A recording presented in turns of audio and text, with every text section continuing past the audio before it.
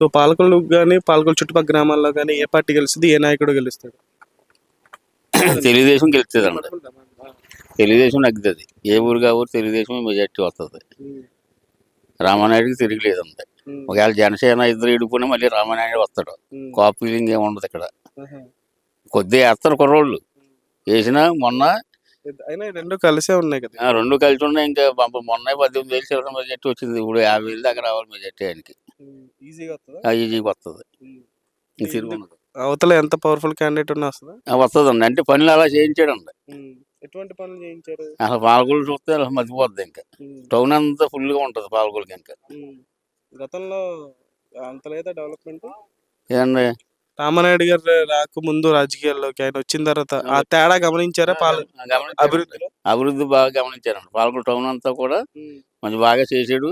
Town కి అసలు తిరిగి ఉండదండి ఇంకా.